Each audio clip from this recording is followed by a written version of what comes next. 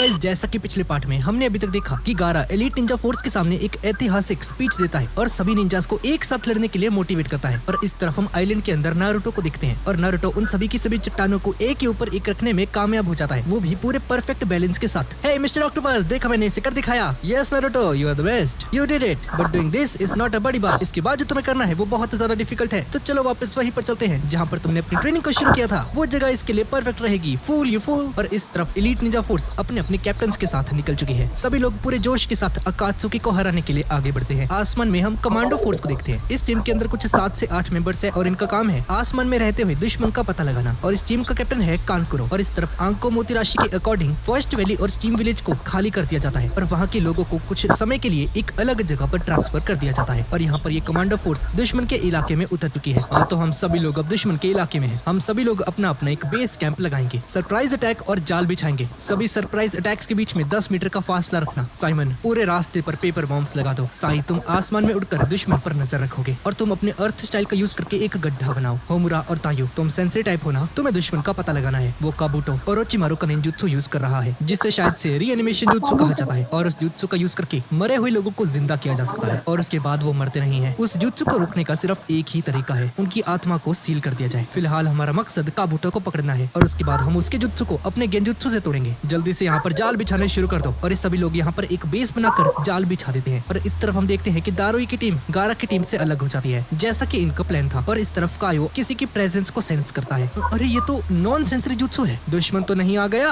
अंदर कुछ तो अजीब है, उसके अंदर ढेर सारा चाकरा है।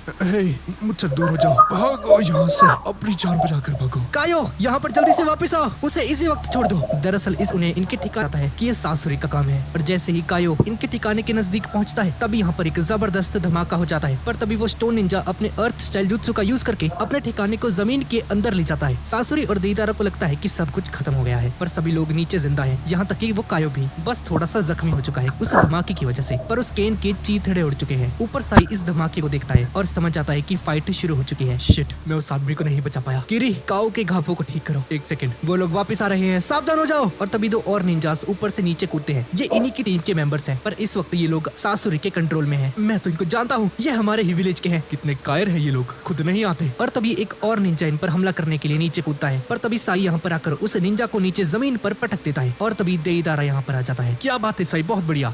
तुम लोग जानते हो कि हमने इन्हें जिंदा क्यों रखा? क्योंकि उस नजारे को देखने में मुझे बहुत मजा आएगा जब कोई निंजा अपने ही साथियों की जान लेता है। तो ये तुम हो देईदारा? हाँ, ये मैं ही हूँ। बताओ क्या करोगे? मैं तुझे कभी माफ नहीं करूंगा। तुमने बहुत गलत किया देईदारा। और तुम्हारा वो दोस्त सासुरी कहाँ पर है? मैं जानता हूँ यही कहीं होगा। सासुरी